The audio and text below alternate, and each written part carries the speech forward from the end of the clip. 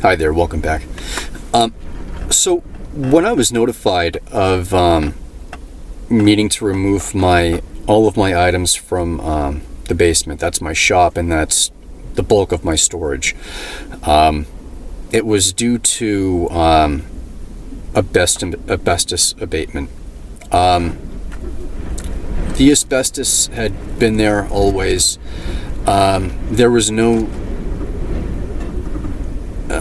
immediate need to remove it. Be nice, but considering the imposition on me, a tenant of many years, I would never have done that to a tenant without adequate compensation. Considering that the point of initially renting in this place was largely in part due to the space in the basement. It was absolutely essential that I have that shop and that space for storage. To remove me from that meant that I was at it impaired me considerably. Now, during this time, I was in really poor health, and I was told that I had a period of time, about a month or so. It was no small task. It was an entire shop, heavy items, a lot of them, and they were well organized. To move my shop and keep the integrity of that organization was a much larger project than simply just moving the shop. However, moving the shop just alone, without keeping the integrity of that organization, was a huge undertaking. And to do it within about a month, while working and being sick, and dealing with everything else, was really a monumental task. So I was given this time frame to move everything in, and I budgeted my time. I was moving out slowly over the course of the first week or two, because I had to incorporate it into my life. I had other plans, and I was so overwhelmed. I had told Dave it was overwhelming. He knew it. He absolutely knew that, and you'd have to be, completely clueless to not realize how huge of a task this was for someone. I was given a note by Dave stating that he was unhappy with the speed with which I was moving my items. So what he did was he reduced the amount of time by 2 weeks. He said the new date for removal of items is, and he moved it back by about 2 weeks. I even think he said something along the lines of doing this to help you, to help you budget your time. I'm not sure about that, but if memory serves correctly, I think he did, and that kind of was his style to, while hurting me, he would try to make it look like he's helping me. And I told him, and he had been just on my back with multiple texts, and it was with my condition, with my autoimmune. Say I had an autoimmune disease, because even though I haven't been diagnosed, I'm nearly certain that it is an autoimmune disease. It presents just like an autoimmune disease, and when I'm extremely stressed out, there's a much higher potential for it to come on. I'll break out in sores, usually on the roof of my mouth. I will, and then it will hit me. I'll get extremely fatigued. Things might swell up, and it could last for weeks or months. And I am almost entirely out of commission. I I mean, just functioning, just surviving, getting up, taking a shower, making food is a Herculean task. And so I explained, on a text back at one point saying, you've really got to just give me some space. I said I'd move my items out. And I explained, added stresses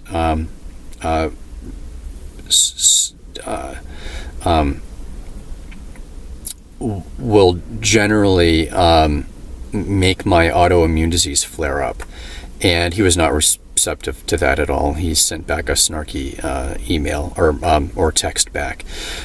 So I dealt with this and I got everything out. And it was all in my living room at this point. And I was so overwhelmed. I was dealing with everything else, all of these other things, and this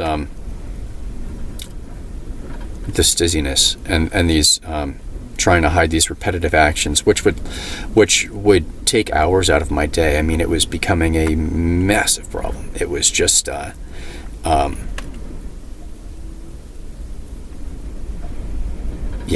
was it was that alone, just that alone was more than I could handle, and I had all this other stuff. So I conceded to his demands. At that point, I had no storage left, just a little back room that was connected to my bedroom that I used for storage, and I had to move things in and out of there prior, and there was just stuff in there. And he always referred to my things as junk. It was always my junk. And he just really had no respect for me whatsoever. He did not consider me a person. Now, right about this time, it was about, I think the exact date was March 10th. I had, and I'd begun preparing my taxes once again to present to the IRS, like I did every year. I had all my taxes out and ready to go. I was coming home from work one day, and I pulled into a convenience store that served food that I went to often. I remember pulling into a parking spot, and I pulled in such a way that I don't normally do. And something, it's like a switch flipped, and I thought, this doesn't feel right. I no longer felt like I had been performing those actions as sort of a sacrifice to my dizziness to make that deal. So, like I've said, so it doesn't harm me at night.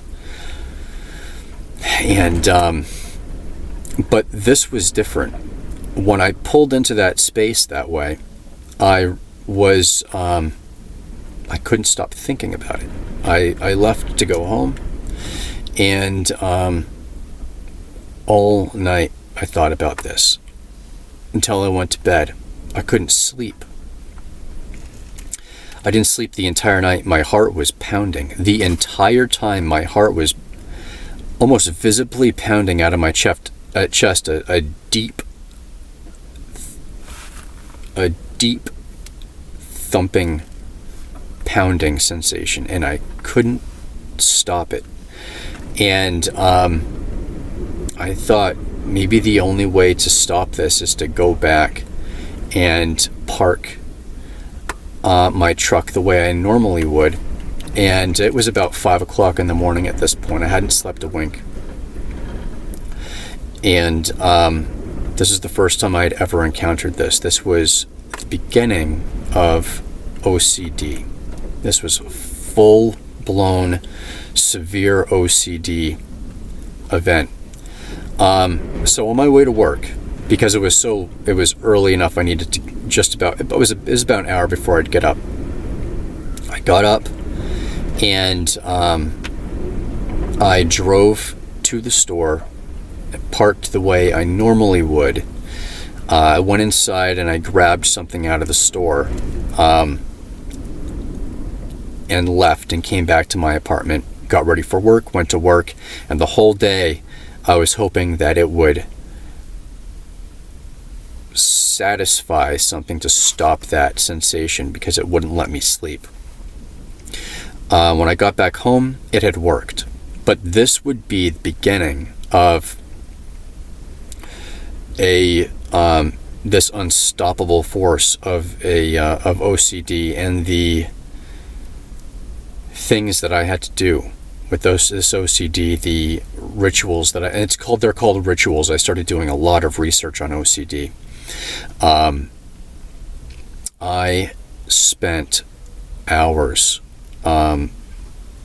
when an OCD event was triggered, and I had a lot of people with OCD have these familiar triggers. They've got to do this or that, or they they can't stop thinking about it. For me, anything and everything could be a trigger. This was also new to me. There were no boundaries whatsoever for this, and it was terrifying. I had an OCD event a couple days later, and it involved my thermostat, and I spent hours, I don't know, 3, 4, 5 hours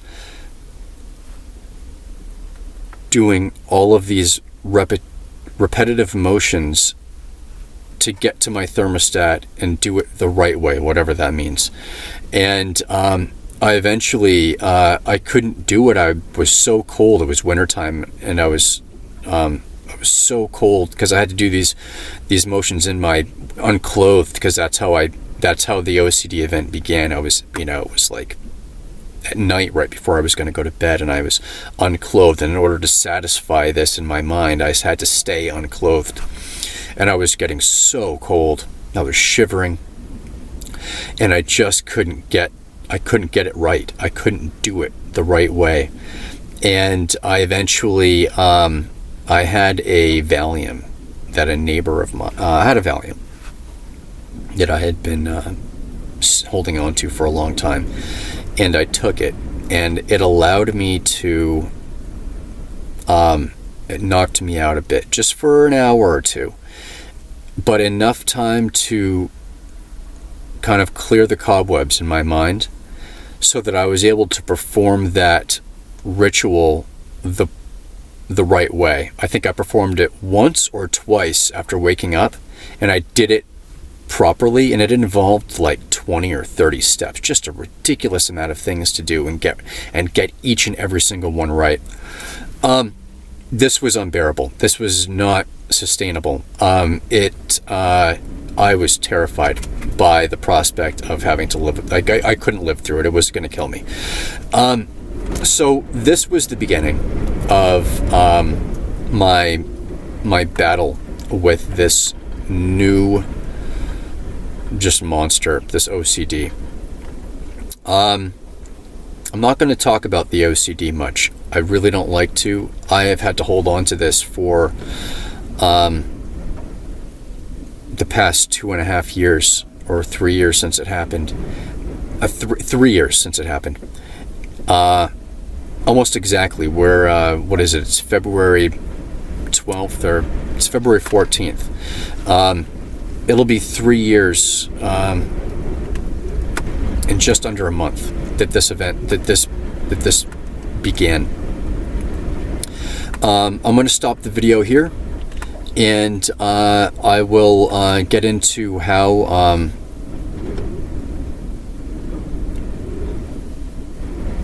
I had to develop a plan to overcome this. I didn't know what I was going to do. I was in, uncharted territory, and no help from my doctor. Let me, I'll stop this video here. I'm going to collect my thoughts and figure out how to concisely explain this. And and move on. And I'll see you in that next video.